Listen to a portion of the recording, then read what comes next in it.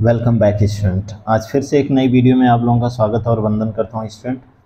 और इसमें आप लोगों का यू मोस्ट वेलकम है इस वीडियो में, और वीडियो को लास्ट तक बने रहिएगा, चैनल को सब्सक्राइब कर दीजिएगा। इसी तरीके से ग्रामर की वीडियो जो है इस चैनल पे आप लोगों को मिलती रहेगी। जैसे हम देखते हैं यहाँ तक लास्ट वीडियो में हम लोगों ने देख लिया था, तो आज भी बिल्कुल इसी तरीके से मैं आप लोगों की क्लास को लेकर के बिल्कुल आगे चल रहा हूँ। ठीक है, चलिए आगे चलते हैं। देखिएगा, जैसे अगर मैं बात करता हूँ तो यहाँ पर ये जो है यह आपका क्या है, देन जो है देन कंपैरिजन के भाव में इस्तेमाल किया जाता है। देन जो है वह कंपैरिजन के भाव में इस्तेमाल किया जाता है।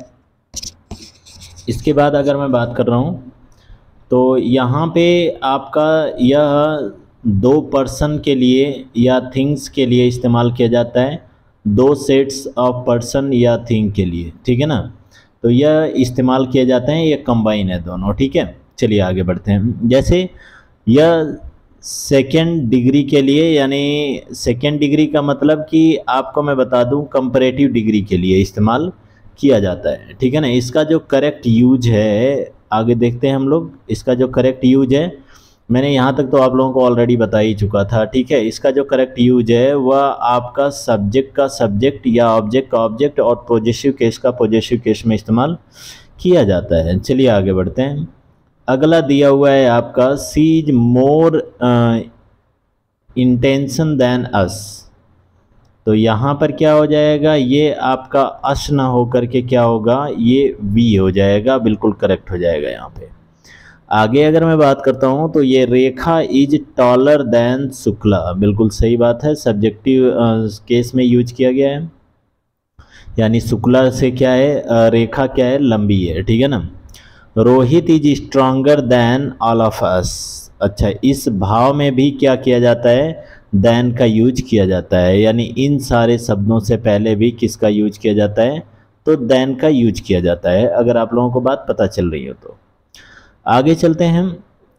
नेक्स्ट ये देखते हैं हम लोग। अच्छा, ये दोनों ही रूप ले सकते हैं, सब्जेक्ट में भी और ऑब्जेक्ट के भाव पर भी ये इस्तेमाल हो सकते हैं। आगे हम लोग देख लेते हैं। और जहाँ पे भी ऑल ऑफ अस लग जाए, ऑल ऑफ यू लग जाए, बोथ ऑफ अस लग जाए, बोथ ऑफ देम लग जाए और बोथ ऑफ यू लग जाए, ये सारे के सारे जो वर्ड्स हैं वह कंपैरिजन के भाव में इस्तेमाल किए जाते हैं। इतनी बातें याद रखिएगा आप लोग। चलिए आगे बढ़ते हैं।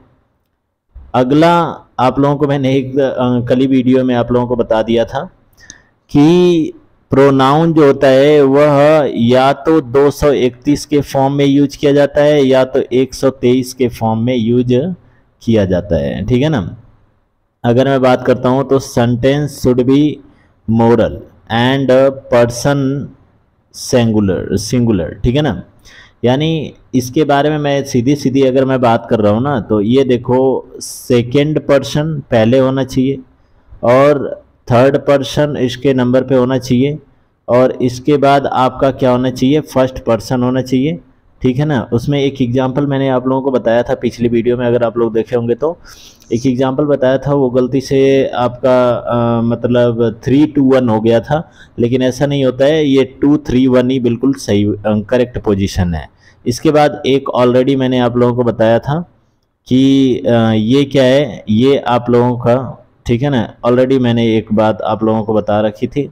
एक सेकेंड, यहाँ पे देखिएगा, ये जो चीज़ें हैं वह आपकी क्या इस्तेमाल हो रही हैं, 123 के फॉर्म में इस्तेमाल होती हैं।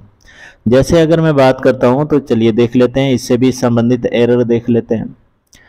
Ajay, you, I and Ravi will arrange everything for the party, will arrange everything for the party। तो यहां पर कभी भी आप लोगों को देखो, ये 3-2-1 तो बिल्कुल नहीं होगा, जो कि गलत है। पहले क्या होना चाहिए, 2 होना चाहिए जो कि लगा हुआ है। 2 के बाद क्या होना चाहिए, 3 होना चाहिए, लगा हुआ है। 3 देखो, रवि भी क्या है, 3 है, तो इसको पहले लगा देंगे। इसके बाद 1 होना चाहिए। आपको मैंने बताया ना ऊपर रूल, कि आपका रूल क्या होता है, 2-3-1 होता है, या तो अदरवाइज 1-2-3 में इसको इस्तेमाल करेंगे। ठीक है ना, एज ए सिंटेक्स जैसे आप कह सकते हो। अगला अगर हम लोग देखते हैं, उसी तरीके का एग्जाम्पल ये भी है। ठीक है, कह रहा है कि I, you, Rohit and Amit are the main accused of this crime, ठीक है ना।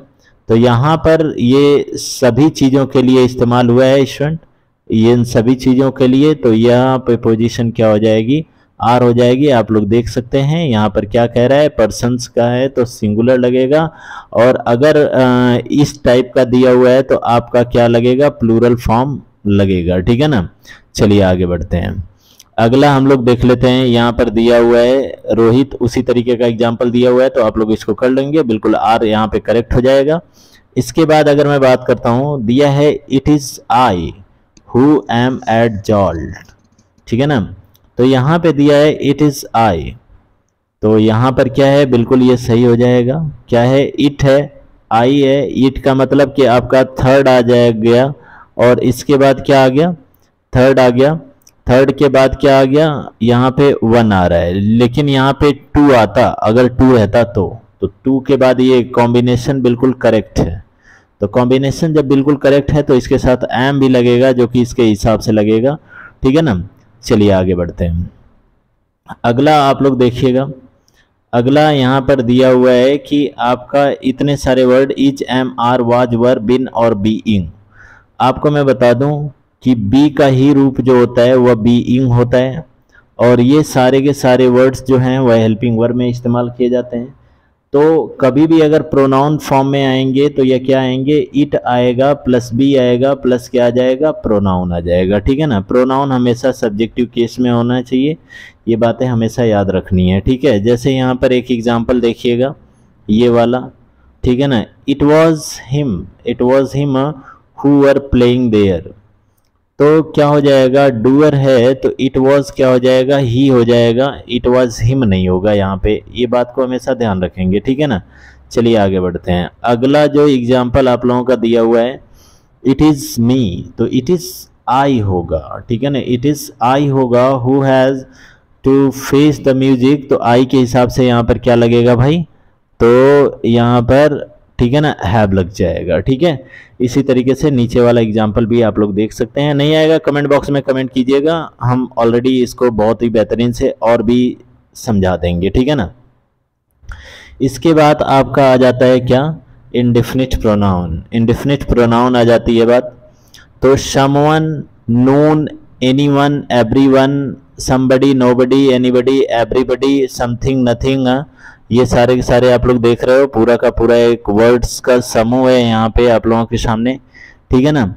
एनीवन, समवन, ये सारी जो चीज़ें हैं वह आपके लिए लिविंग में इस्तेमाल की जाती हैं, ये सारी की सारी जो वर्ड्स हैं वह लिविंग्स में इस्तेमाल किया जाता है।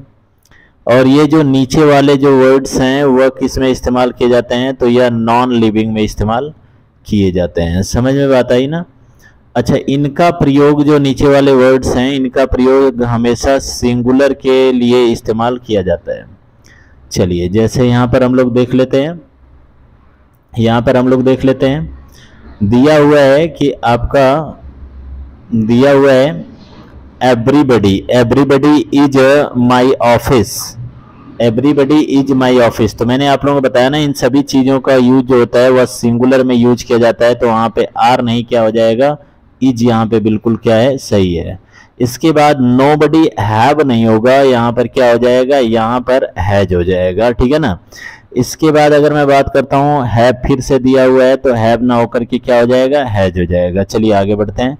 अगला आप लोगों का दिया हुआ है यहाँ पर कि एवरीवन इज बिजी, तो ये बिल्कुल सही है। दियर नहीं होगा, दियर के साथ यहाँ पर क्या हो जाएगा, हिज हो जाएगा, ठीक है।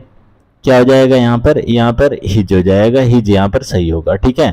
यहाँ पर आगे चल लेते हैं स्टूडेंट। अगला आप लोगों का एक और सब्जेक्ट आ जाता है जो वन, वंस और वन सेल्फ, ठीक है ना। थोड़ी सी वीडियो लंबी हो जाएगी, आप लोग वॉच कीजिएगा पूरा का पूरा। वन, वंस और वन सेल्फ, अगर मैं बात आपको बता दूं तो वन जो होता है वह सब्जेक्टिव केस में होता है, वंस जो होता है वो पॉजेसिव में होता है, और आपका वन सेल्फ जो होता है वह रिफ्लेक्सिव प्रोनाउन होता है, यह पॉजेसिव प्रोनाउन होता है, ठीक है ना। अब जैसे यहाँ पर अगर मैं एक एग्जांपल की बात करता हूँ तो ये वन शुड रिस्पेक्ट हिज दिया है, तो रिस्पेक्ट, अब देखो वन के साथ, जैसे ही के साथ हिज इस्तेमाल होता तो बिल्कुल सही होता, लेकिन यहाँ पे वन है तो यहाँ पे क्या इस्तेमाल होगा, वंस इस्तेमाल होगा, जो कि नीचे लिखा हुआ है, बिल्कुल सही है, ठीक है ना। चलिए आगे बढ़ते हैं। अगला आपका दिया हुआ है one should always do, one should always do his work himself. तो यहाँ पर बिल्कुल, यहाँ पर देखो एरर जो है, एरर के भाव में पूछा गया है कि किस में एरर है, ठीक है ना। तो आप लोग बताइए इसमें किस में एरर है, किस में एरर है बताओ। वन लगा हुआ है और यहाँ पे हिज लगा हुआ है, जो कि हिज तो होगा नहीं यहाँ पर, ठीक है ना। जब वन लग गया, सब्जेक्ट वन काम कर रहा है, तो यहाँ पर क्या हो जाएगा, वंस हो जाएगा, और यहाँ पर हिम सेल्फ ना होकर के क्या हो जाएगा, यहाँ पर वन सेल्फ हो जाएगा। समझ में बात आई ना। चलिए आगे बढ़ते हैं। ये स्टेटमेंट में देते हैं क्वेश्चन ABCD करके, ठीक है। इसके बाद डिमॉन्स्ट्रेटिव प्रोनाउन की बात मैं कर लेता हूँ, ठीक है।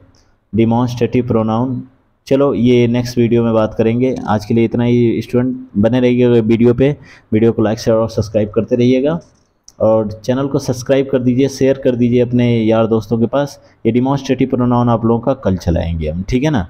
तो आज के लिए इतना ही, मिलते हैं नेक्स्ट वीडियो में।